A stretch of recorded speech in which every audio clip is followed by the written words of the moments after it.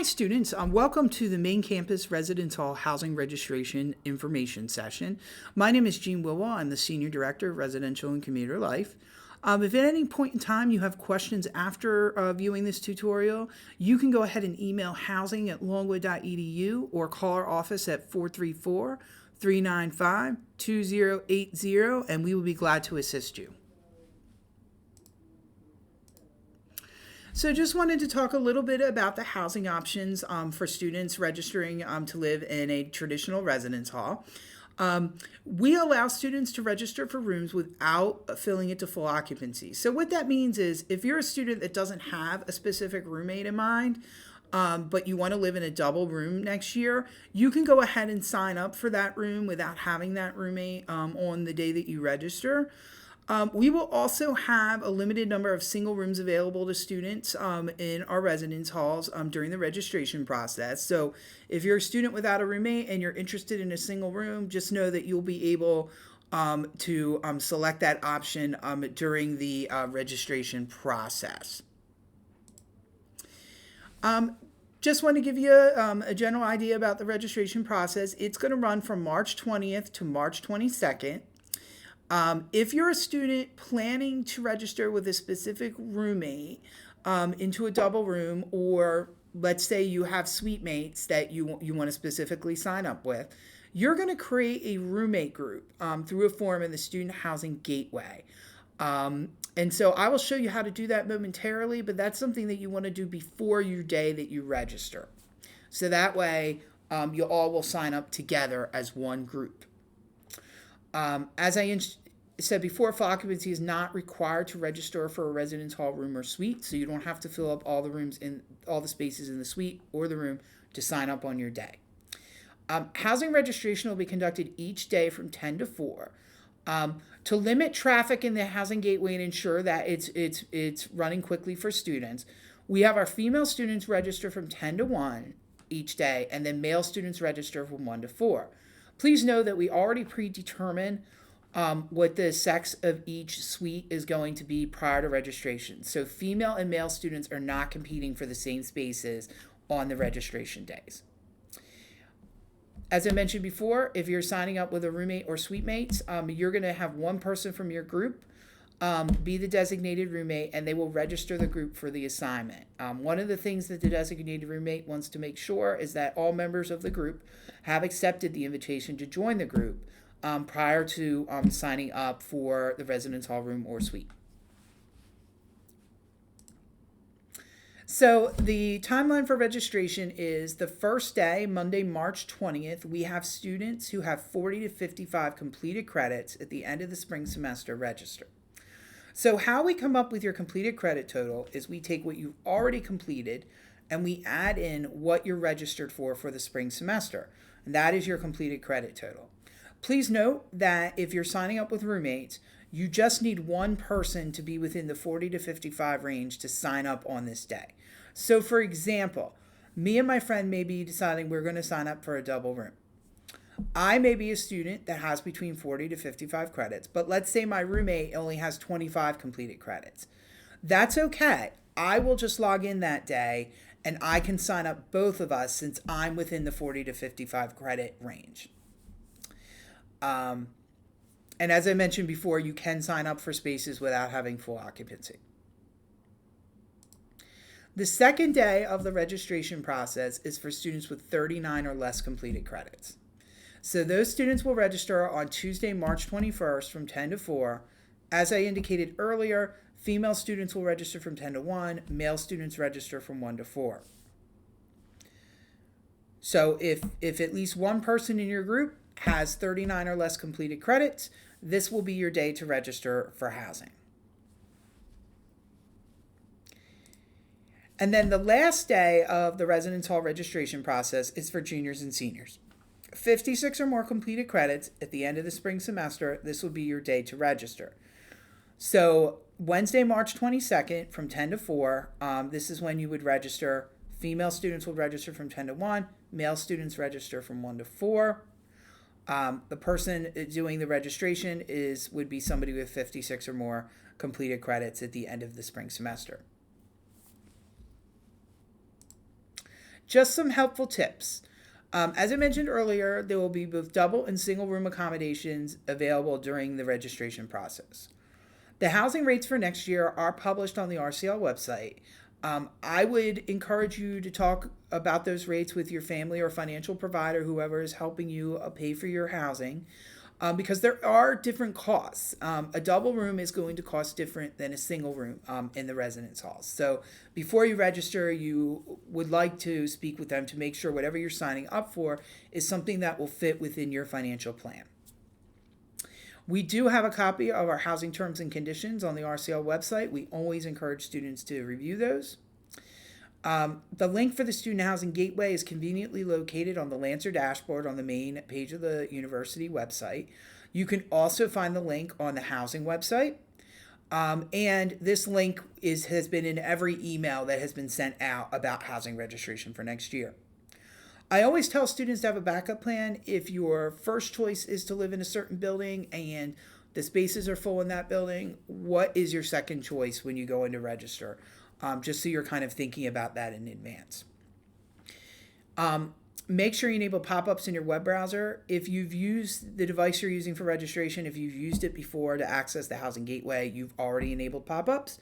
But if this is a new device that you're using, you'll just want to make sure that you do that. Something that we do as a courtesy to students is we will post on our website the total number of residence hall rooms that remain available for the next registration day. So what that means is when we open registration on that Monday, when we finish that day, that evening we will post on our website how many doubles and singles remain and what sex remains. So how many male doubles remain in a specific building, how many male singles remain in a specific building, how many female singles remain in a specific building, and how many female doubles remain in a specific building. We do that as a courtesy to students just so you have a good idea going into the next day. What is the likelihood that you're going to be able to sign up for what you're wanting to sign up for? If you're signing up with roommates or suite mates, make sure that they've accepted membership in your roommate group prior to your registration day so you don't have anything delaying you from signing up for housing. If they haven't accepted the membership when you go to sign up, then you're going to have to stop your registration and contact them and ask them to accept the membership. If you're a student that requires a specific health or disability-related accommodation, you must apply for these accommodations each year. So the deadline to apply is by February 17th. If you're a student with a health needs, the form is available on our website. If you're a student that requires a disability-related accommodation, you're going to want to reach out to the Accessibility Resources Office regarding that. Okay, so now I'm going to show you what it looks like to form a roommate group, and then also what it looks like when you're going to sign up for a residence hall room. So this screen should look very familiar. This is the login screen for the Student Housing Gateway, where you would log in with your Lancer Net ID and password. Once logged in, you're going to notice that your name is listed there in yellow, as well as something called an RMS ID number. So the RMS ID number is important because when you form roommate groups, how you invite people to join your roommate group is by putting in their RMS ID number. So if I have a friend that I want to live with next year, what I'm going to do is I'm going to contact them and I'm going to say, can you log into the Housing Gateway and can you give me your RMS ID number? They will give me that number, and then at that point, I would go into the roommate group form and I would create our roommate group and I would invite the other student to be a part of my group. So you will notice underneath the continuing registration information, we have a button there for roommate group form. That button is available now. You can start forming your roommate groups now through the registration process. So if you're somebody that wants to do this early, you could go in there today and you can go ahead and you can form your roommate group and get that all squared away before your registration day. The other button that's currently available is View Completed Credits. I did email students their completed credit total early in January, but if at any point in time you want to go back and verify your completed credits, you can just click on View Completed Credits in the Housing Gateway, and the Housing Gateway will tell you how many completed credits that you have. Once residence hall registration begins, there will be a button there for residence hall registration, and that is how you would actually register for a room. First, I'm going to show you what the roommate group form looks like. And then next, I'll show you what residence hall registration will look like in the Housing Gateway. So first off, this is the roommate group form. There are instructions on the form. So if you forget what I'm telling you, you can just read what's on the form and you'll easily be able to do this.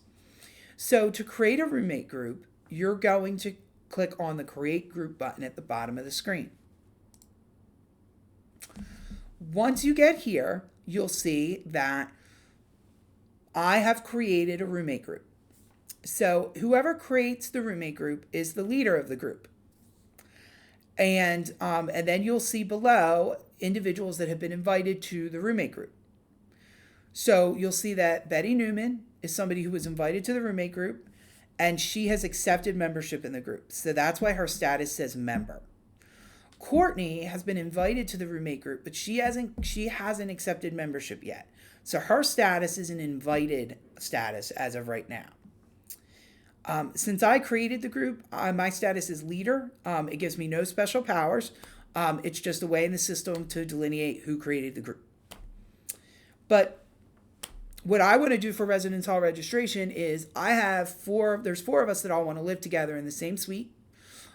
So I am adding a 4th roommate to my group. So what I do is I click on the green invite button. And then you'll see there's a box there to put in the RMS-ID number of the person I want to add to the group. So what you do is you put in the RMS-ID number, and then you click on the search binoculars below, and that will find the student in the system. So you'll see that the student's name is listed next to found. What I do now is I click on that select button to add them to the group. When I click on the select button, they will be listed above, and they will be in an invited status. Once I've finished adding all the people I want to add to my group, there's something that's very important is you need to go to the bottom of the screen and click the finish button. If you don't click the finish button, none of this will be saved in the system. But when you click the finish button, what will happen is you will get a confirmation message letting you know that your submission's been received, and each person that's been invited to be a member of the group will receive an email letting them know they've been invited to the roommate group. And it will give them instructions to log into the Housing Gateway, click on the roommate group form, and accept membership in the group. When that individual clicks on the roommate group form, they're going to see their name listed as a member of the group, and they're going to see 2 buttons next to their name. One of the button is for accept, and the other one is to reject membership. So they have 2 options. They can accept membership in the group, or they can say, no, I didn't want to live with these people. I can reject membership in the group. As soon as they click on whether they're going to accept or reject and hit the finish button at the bottom of the screen, everybody who's been invited to that group will receive emails letting them know the updated status of that individual. So, for example, if Courtney goes into this roommate group form and accepts membership in the group, once she does that, everybody else who's a member of that group or has been invited to the group will receive emails letting them know that Courtney has accepted membership in the group. You can also go back into the roommate group form at any time and verify if people have accepted membership in the group. You bring up the form and you can look at the status column. And so I will be able to see who's a leader, I'll be able to see who's a member, and I'll be able to see who's invited. You just want to make sure that you don't have anybody in invited status before you register. You want to if the statuses you want to see is the leader, and then everybody else should be a member at that point. So that way they could be pulled in when the one person who's going to register your group signs up your group. Next, what I'm going to do is show you what the residence hall registration form is going to look like for the individual that is going to sign up your group. Now, before talking about that, just wanted to reiterate. If you're a student that doesn't have any roommates, you're not planning on signing up with any roommates, you just want to sign up by yourself. If you're just signing up by yourself, you don't need to form a roommate group. Roommate groups are only for students that have specific students they want to live with. So, for example, if you just want to sign up for a single room and you don't have a specific suite mate you want to live with, you don't have a specific roommate because you're trying to sign up for a single room, you don't need to form a roommate group. Only need to form a roommate group if you have other specific students you want to live with for next year. So just wanted to make sure that was clear. Residence hall registration. When you click on the residence hall registration button in the Housing Gateway, it's going to bring you to this screen. Okay. And so you're going to see here that it'll let you know it's residence hall registration. It lets you know what terms you're signing up for. You'll also be able to see your roommate group members. So on this first page at the bottom of the screen, anybody who has accepted membership in your group is going to be listed below. Okay. If you notice you're missing someone, there are supposed to be other people in your roommate group and you're not seeing them listed there below, you're going to want to contact those individuals and ask them to accept membership in the group. Because the reason why their name isn't showing up below is because they haven't accepted membership. So if everyone is not listed, don't continue with the registration process yet. Contact them, have them accept membership, and then you can go back into this form and complete the registration process. So once you see that all your roommate group members are listed there below, you'll go ahead and click on the next step button to actually select a residence hall room or suite. So you're going to come to this page where you're going to be able to search for the type of room that you want to sign up for. And all the instructions are right there underneath the helpful tips. So if you forget what I'm telling you, that's okay. That's fine. You can just go ahead and read that and it'll help you out. So you can actually search by the type of room. So if you're a student that just wants to look for double rooms, in the residence halls, you're looking for a specific John's Hall double room or John's single room, Moss double, Moss single. Let's say you're looking for a Sharper Register double room, or you're just looking for a single room in the other residence halls. You can pick what you want to search for. So you'll use this drop down to make your selection, and then you'll hit the search button. What will happen then is I'm searching for a Moss double room. So on the right-hand side of the screen, all of the Moss double rooms that are available are going to populate.